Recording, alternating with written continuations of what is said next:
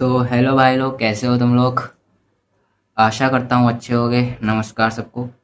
तो आज आज नीट 2027 में जो चेंज आ रहा है, वो पैटर्न चेंज हो रहा है, उसके बारे में बात करते हैं। मतलब कि अभी तो बातें यही चल रही हैं, गवर्नमेंट में सीबीटी होगा और नॉर्मलाइजेशन लगेगी, ये वो, बोर्ड के नंबर जुड़ेंगे या नहीं, ये सब बातें चल रही हैं गवर्नमेंट में। तो देखते हैं होता क्या है पहले। अभी तो शायद कंफर्म नहीं हुआ है, लेकिन मोस्ट प्रोबेबली ये सब तो होने ही वाला है, क्योंकि लीक वीक तो इनसे रुक नहीं रहा है। तो इसमें स्टूडेंट्स का फ़ायदा होगा या नुकसान, वो तो बाद ही में पता चलेगा। वही देखते हैं अब क्या होता है आगे। मेनली यार ये बात तो ये फंस रही है कि ये लोग कह तो रहे हैं सीबीटी कराएंगे, लेकिन मेरे हिसाब से तो इनके पास इतने सेंटर ही नहीं है, कहाँ कराएंगे। और क्या, वो जो गांव में अभी नीट वाले, जो हम लोग के ज़माने के नीट वाले लोग हैं, हम लोग को तो कहाँ कहाँ सेंटर देते हैं। मेरा सेंटर तो पता नहीं कहाँ युगांडा की काली घाटी के जंगलों में पड़ा था, एक सेंटर था। मतलब खिड़की से भाई पूरा जंगल दिख रहा था भाई, पूरा मतलब जंगल से भरा था एकदम। जंग वंग लगी थी और पूरा एकदम मकड़ी के जाले सब भरे हुए थे, और मेरी क्लास के अंदर ही डॉगी बैठा था। तो मतलब ऐसे ऐसे सेंटर दे रहे हैं।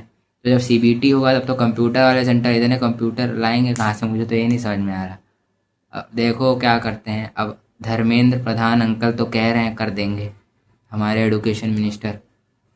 लेकिन देखो भाई क्या करते हैं। और ये लोग तो एक नया और नाटक ला दिए हैं कि बोर्ड के नंबर जोड़ेंगे। अबे बोर्ड के नंबर जोड़ेंगे, ये भी तो बवाल है ना एक। हाँ, लेकिन ये इससे एक फ़ायदा ये हो सकता है कि मतलब जो बच्चे स्कूल के उसमें ध्यान नहीं दे रहे थे, स्कूल की पढ़ाई में, वो थोड़ा ध्यान देंगे। लेकिन इसमें शायद ड्रॉपर जो होंगे उनका तो नुकसान हो सकता है ना, क्योंकि उन ड्रॉपरों ने तो बोर्ड में ज़्यादा अच्छी पढ़ाई की नहीं। तो अगर जो मतलब इस बार ड्रॉप लेंगे तो उनके तो बोर्ड में कम होंगे। तो वो जुड़ेंगे तो उसके लिए शायद उसके लिए कुछ डिफरेंट रूल होगा कि ड्रॉपर्स का नहीं होगा। ये सब होना चाहिए वैसे। देखते हैं क्या होता है। अच्छा, बोर्ड वाला तो मुझे नहीं लगता पूरा होगा। हो गया तो भाई पता नहीं क्या होगा, ये बोर्ड वाला बवाल। और ये जो बोर्ड वाला सिस्टम है, इसमें मुझे ये दिक्कत लगी थी कि एक तो भाई हर इतने तो देश, इतने मतलब अपने देश में इतने स्टेट्स हैं, सबके अलग अलग बोर्ड है। कोई सीबीएसई का है, कोई यूपी बोर्ड। मैं सीबीएसई बोर्ड से हूँ, और मैं तो हूँ उत्तर प्रदेश से, तो यूपी बोर्ड भी है यहाँ, और अलग अलग बोर्ड भी हैं भाई देश में, महाराष्ट्र बोर्ड, डैश बोर्ड, इधर उधर। तो इतने बोर्ड में मतलब करेंगे कैसे, मतलब दूसरे से कंपैरिजन कैसे करेंगे, ये भी तो मुझे समझने में बड़ी दिक्कत है कैसे करेंगे। तो मुझे कम ही लग रहा है बोर्ड वाला सिस्टम आएगा, क्योंकि इसमें फेयर कंपैरिजन ही नहीं हो सकता भाई। सीबीएसई के 90% और दूसरे किसी बोर्ड का, शायद यूपी बोर्ड भी टफ ही आता है। सीबीएसई बोर्ड आसान रहता है वैसे सबसे, तो मुझे लग रहा है यूपी बोर्ड टफ है। तो 80% यहाँ 90% के बराबर, तो उससे पता नहीं कैसे ही कंपैरिजन करें। अब वही सीबीटी की बात है, तो सीबीटी तो मुझे लग रहा है हो जाएगा यार, क्योंकि ये लोग लीक वीक तो इनसे रुक नहीं रहा, तो सीबीटी होगा। आप क्या कर सकते हैं, ये लोग भी कुछ कर सकते नहीं है। सीबीटी नहीं होगा। ओएमआर वाला वैसे सिस्टम बढ़िया है, मतलब सिस्टम तो अच्छा ही है ओएमआर वाला, लेकिन सीबीटी में लीक नहीं होता है, अच्छी बात। लेकिन मुझे एनटीए का क्या भरोसा, वो सीबीटी में भी लीक करवा दे, क्या हो पता नहीं। यही दिक्कतें हैं बड़ी। सीबीटी वैसे कंफर्म है, लेकिन सीबीटी में यार बड़ी दिक्कतें हैं, क्योंकि तुम्हारे इतने सारे बच्चे हैं नीट में, एक तो 20-25 लाख बच्चे हैं। इनका सीबीटी में कराएंगे कहाँ, इतने सेंटर ही नहीं अपने पास कंप्यूटर वाले की हो वहाँ। जेई में तो हो भी जाता है, उसमें कुछ 15-16 लाख बच्चे हैं। तो इसमें वैसे कर सकते हैं कुछ, ये लोग डिस्कशन किए हैं कि एक दिन में वैसे ही दो दो शिफ्ट रखते हैं, ढाई ढाई बच्चों का करते हैं, ढाई ढाई लाख, मतलब ज़्यादा बच्चों का करते हैं, थोड़े और सेंटर बढ़ाएंगे, वैसे हो जाएगा। इसमें ये भी दिक्कत है, नॉर्मलाइजेशन की दिक्कत आ जाती है ना सीबीटी में। मतलब कि कोई शिफ्ट तुम्हारी टफ आ जाएगी, कोई आसान आ जाएगी, जिसको नहीं पता वो जान लो। मतलब कि नॉर्मलाइजेशन मतलब किसी की शिफ्ट टफ होती है, किसी की आसान होती है, तो मतलब ओवरऑल सारे बच्चों उस शिफ्ट के होते हैं, उनमें कुछ कंपैरिजन करके वो लोग परसेंटाइल या रैंक निकालते हैं। तो ये इसमें थोड़ा सा झंझट हो जाता है।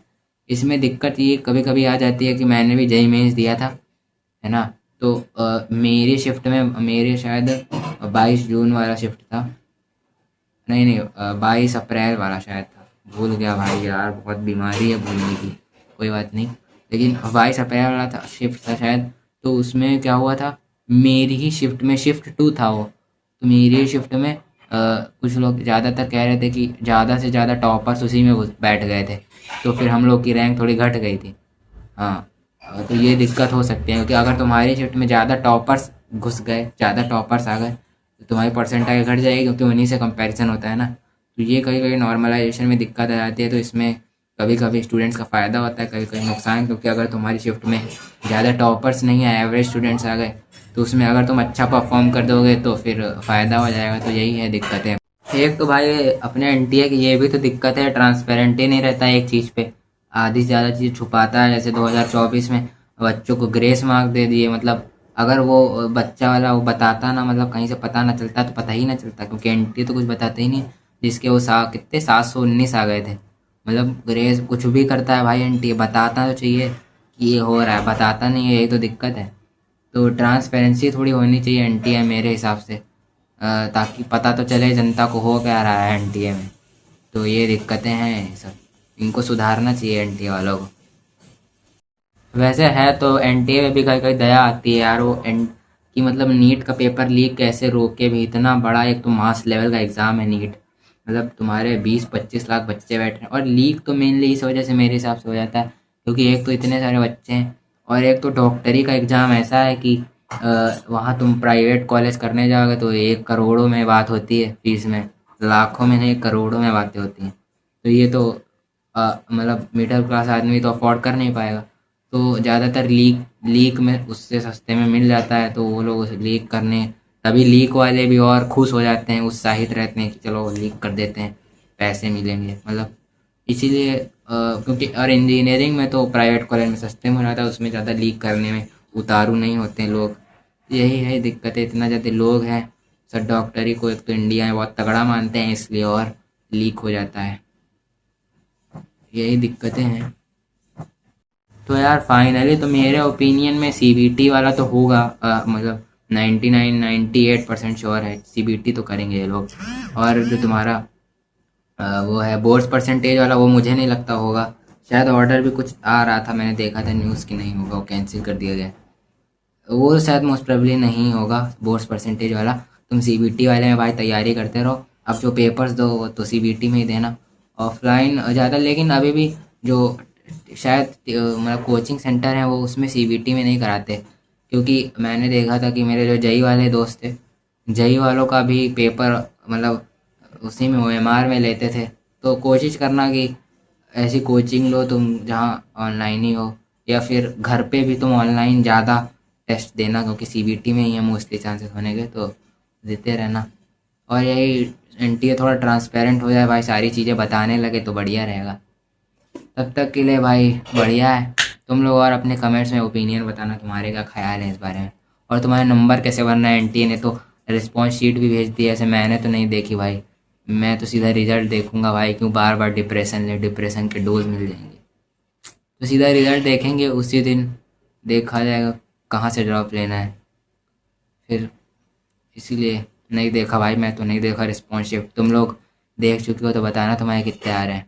चलो भाई तब तक के लिए मस्त होके बैठना, चौड़े होके बैठना, मिलते हैं अगली वीडियो में। तब तक के लिए जय हिंद, जय भारत, बाय बाय।